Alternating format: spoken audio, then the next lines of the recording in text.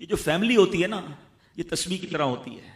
اور ہم نے دیکھا ہے کہ یہ جو ہے نا تسبیح کے اوپر والا حصہ، یہ ماں باپ ہوتے ہیں. جب یہ چلے جاتے ہیں نا تو اپنے بھائی بہنوں کو جس طرح تسبیح کے دانے بکھرتے ہیں نا، اس طرح بکھرتے دیکھا ہے. جب تک ماں باپ ہیں پہلے تو ان کی برکتیں لینا، اور جب یہ چلے جائیں نا تو یہ دانے بکھرنے مت دینا، جوڑ کے رکھنا اپنی فیملی کو. یہ فیملی، یہی تو پیار ہے زندگی میں. تھوڑے سے پیسوں کے لیے بھائی بہن لڑتے ہیں، جائیداد کے لیے بھائی بہن لڑتے ہیں، تھوڑے کاروبار کے لیے لڑتے ہیں. ارے قربان کر دو، کوئی بات نہیں، بھائی کو تھوڑا زیادہ چلا جائے. میری بہن کے گھر میں ہی جا رہا ہے نا، یہ تیرا ہے، یہ میرا ہے، نہ کیا کرے. یہ گھر کی محبتیں آپ کو بہت ساری بیماریوں سے بچاتی ہیں. حدیث پاک میں آتا ہے جس کا مضمون ہے جو چاہتا ہے کہ اس کی زندگی میں اضافہ ہو جائے، عمر میں اضافہ ہو جائے، بری موت سے بچے، اسے چاہیے کہ وہ صلہ رحمی کرے. صلہ رحمی کیا ہے؟ اپنے رشتہ داروں کے ساتھ اچھا سلوک. اور رشتہ داروں میں the closest family member جو ہے وہ بھائی بہن ہیں، وہ ماں باپ ہیں، بیوی بچے ہیں. ارے ان کو چھوڑ کر دنیا سے محبتیں جتا رہے ہو؟ نہیں میرے پیارے اسلامی بھائیوں. تو اپنی بچیوں کے ساتھ اور اپنی بہنوں کے ساتھ بالخصوص اچھا سلوک کرنا. خوش نصیب ہے وہ بھائی جو بہنوں کا مان ہے، خوش نصیب ہے وہ جو والد جو اپنی بچیوں کے ساتھ اچھا برتاؤ کرتا ہے. بہنوں کی دعائیں بھائی کو بہت اوپر لے جاتی ہیں. خوش نصیب ہے وہ بھائی. اچھا ہمارے ایک اور نظام پتہ ہے کیا ہے کہ جب تک ماں باپ کے ساتھ رہ رہے ہیں تو چلے بھائی بہنوں میں پیار ہے. اب بھائی بہنوں میں شادی ہو گئی، سب کی شادیاں ہو گئیں اور ماں باپ چلے گئے، تو اب نارملی لوگ اپنی بہنوں کو اگنور کرتے ہیں. اب یار میں تو اپنی بیوی کو دیکھوں گا، اپنے بچوں کو دیکھوں گا، اپنی کمائی کو دیکھوں گا. نہیں، اب بھائی کا کام ہے کہ وہ والد کا کردار ادا کرے. بہنوں کو یہ احساس دلائے کہ تمہارے ماں باپ چلے گئے ہیں مگر تمہارے بھائی زندہ ہیں. ہر مشکل میں تمہارے بھائی تمہارے ساتھ کھڑے ہوں گے.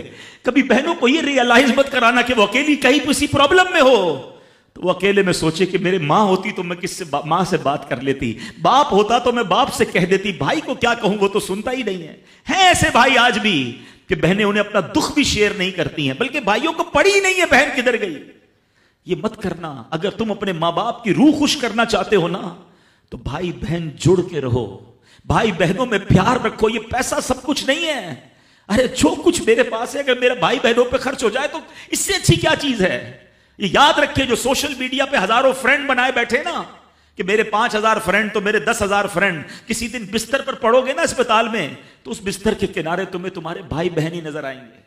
وہ سوشل میڈیا والا تمہارا جو سارے دن چیٹنگ جس کے ساتھ واٹس ایپ پہ لگے ہوئے ہو نا گروپ میں، کوئی نظر نہیں آئے گا. جب تمہارے گھر میں کوئی بچے کا پرابلم ہوگا، آدھی رات کو اگر تمہارے گھر کوئی آ کے تمہیں دلاسا دے گا تو تمہارے بھائی بہن ہوں گے. بہنوں کو حقیر نہ سمجھنا، یہ ان لوگوں کے لیے بھی درس ہے. اسلام جب نہیں آیا تھا نا تو بہنوں کے حقوق نہیں تھے، ان کو کوئی ورثے میں حق نہیں دیتا تھا، بہنوں کی شادیاں نہیں کرواتے تھے. مگر آج بھی کچھ قبائل سنا ہے ایسے ہیں، آج بھی بدبخت کچھ لوگ ایسے ہیں جو بہنوں کے حق دبا لیتے ہیں. ارے بہنیں تو غم گسار ہوتی ہیں، بہنیں تو بھائیوں کا مان ہوتی ہیں. ارے بہنیں ہوتی ہیں تو گھر میں رونق ہوتی ہے. ارے بہنوں کو عزت دیا کرو، بہنوں کو پیار دیا کرو. اللہ کے حبیب فرماتے ہیں ایسا بھی ہوا کہ کچھ لوگوں کی ماں باپ جلدی چلے گئے، اب بھائی پر بہنوں کا بوجھ ہے. ایک صحابی کے بارے میں آتا ہے ان کی 6 یا 7 بہنیں تھیں اور سبحان اللہ وہ اپنی بہنوں کو انہوں نے پالا، اپنی بہنوں کو باپ بن کر پالا، ان کے بالوں میں کنگھی بھی کرتے تھے. اور جب بہنوں کی شادیاں ہو گئیں، بہنیں بڑی ہو گئیں، اپنی شادی تاخیر سے کی اور شادی بھی کسی بیوہ سے کی.